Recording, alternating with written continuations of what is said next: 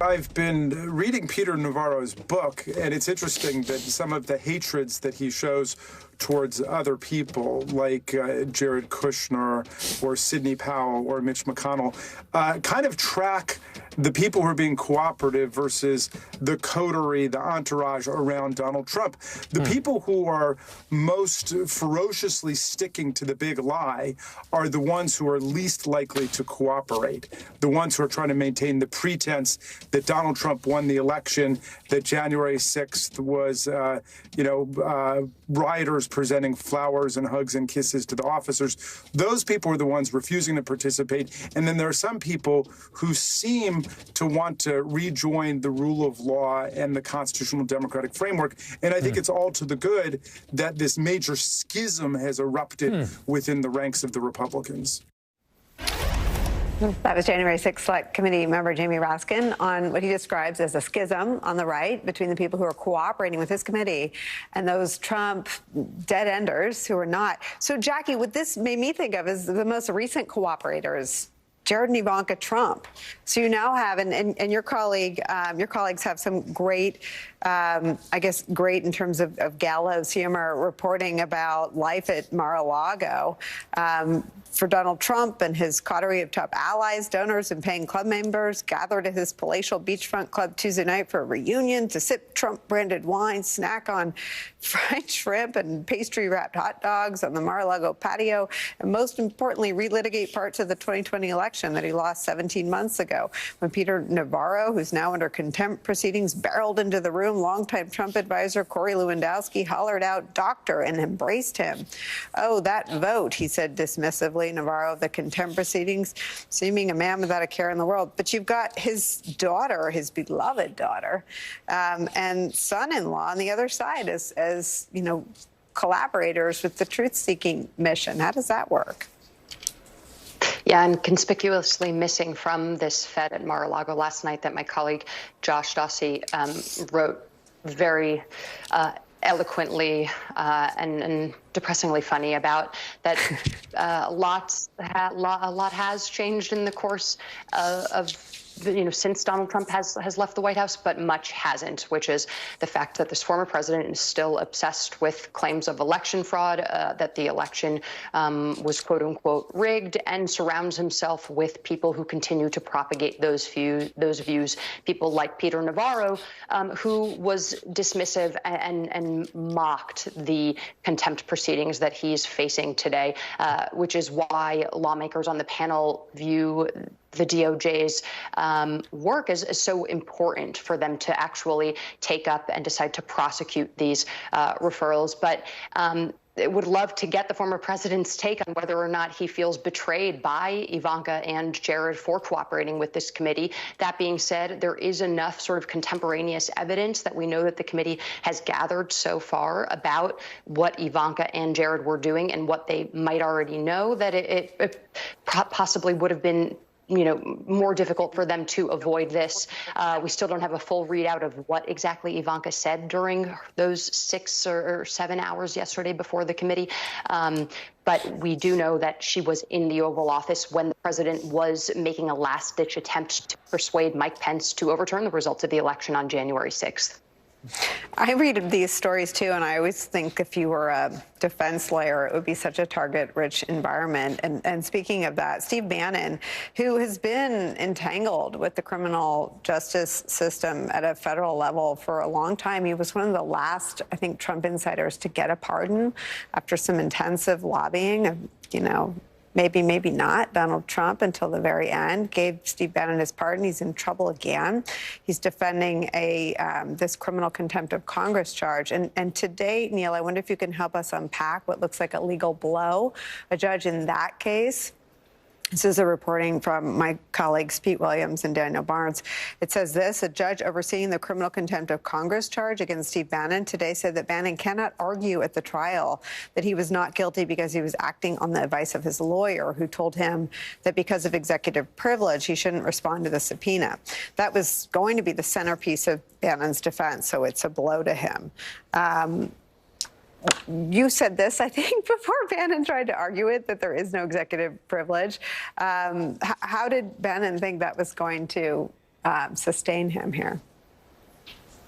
Yes, Nicole, it's a serious blow to Steve Bannon. I won't say it's his worst day in court, because after all, the guy's been a convicted felon, but it's a bad day. So, Congress recommended contempt, and Merrick Garland's Justice Department, indicted for contempt. So they're saying basically, Congress, you're supposed to tell the truth to Congress. He was afraid to do so. And Bannon's argument is, well, I have a lawyer's note from the time that said I didn't have to go and testify and tell the truth. And that's what he told the judge for why he shouldn't be prosecuted. And the judge today resoundingly rejected that, saying, like, ever since 1961 and the Sinclair case, this has never been a valid excuse when information is sought by Congress. I think the most important piece of the decision is that it was written by Carl Nichols, a well-respected Trump appointee judge in Washington, D.C. It's interesting. It's happened right before Congress is voting on the Navarro and Scavino contempt proceeding, which is for the exact same set of things. It's obviously different information here. Scavino evidently allowed Trump to use his cell phone during the 7-hour gap with the White House phone logs and the like. And Scavino's probably not just refusing to turn over that information because he's afraid to reveal to Congress his phone's browsing history. There's probably a deeper reason beyond that. And so what's happened today is basically the judge, knocking out one further defense that Navarro and Scavino might use later on, which is, my lawyer told me it was cool. Not cool. Luke, I don't. So Scavino and Navarro now face this criminal contempt referral vote tonight, knowing that executive privilege as a defense isn't a thing. If they don't think they did anything wrong, why are they racking up more criminal defense attorney charges? What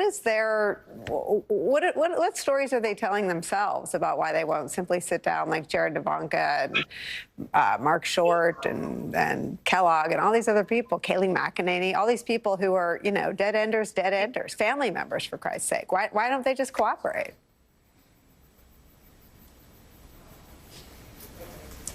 Luke? Tweet. Yes. Oh, he's frozen. Can you hear us?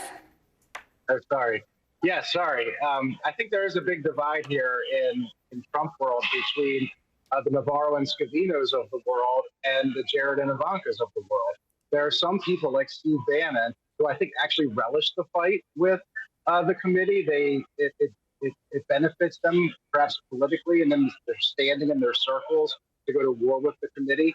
Whereas there are other people who think it's more in their interest to try to return back to some sort of normality in politics and to abide by congressional subpoenas and sit for hours of interviews like 800 other witnesses have done. So there are very different paths they've taken. They may have incentives on either side. But it's a risky game that Navarro and Scavino are playing because there's a $100,000 fine and a year in jail along with this charge. So it shouldn't be taken lightly. Jason Johnson, I want to come to you and see if you agree about this schism that Congressman. I was watching your face on my monitor. I'm guessing you're skeptical that there's much to divide at all. Just different paths to obstruction and defiance of the rule of law. What do you think? Yeah, there's no schism here. This is not the line you drew between you and your younger brother in the room. I'm on this side. No, there's no schism. It is people simply figuring out what is the best way to save my skin until, fingers crossed, Republicans take over the House this fall and we can all pretend that this hasn't happened. Every single time we assume that there is a break, I mean, it's been going on for 5-6 years now. Every single time we assume that there's a break in Trump world, oh my gosh, this is the line. This is the point where people will break with him. It never happens. They cannot get off that Trump narcotic. They've never been able to. People have always found a way, even if they're looking after themselves, to sort of circle back into Trump world. And again, if there were any question about the political consequences of this, we can still see that in Congress, hook, line, and sinker, 99% of Republicans voted to not have these kinds of committees. 99% of Republicans voted not to impeach or indict the president on anything. So I don't think there's a schism. I think that everybody's looking out for themselves. I think Jared and Ivanka, because one day they want to go back to the Met Gala, one day they want to go back to inside parties. They don't want to look like they're associated with the nonsense that they were engaged in when they were actually in the the White House. That's why they're doing what they're doing. And everybody else is just looking after themselves. Will they change their tune after the midterm elections? We might see that, but I don't believe there's any schism. The Republicans are unified in defending Donald Trump in whatever way that works for them. It's sort of amazing. Vladimir Putin and targets of the 1-6 committee waiting to exhale till Trumpism rises again. Luke Broadwater, Jackie Alamany, Neil Katyal, Jason Johnson, thank you all so much for starting us off this hour.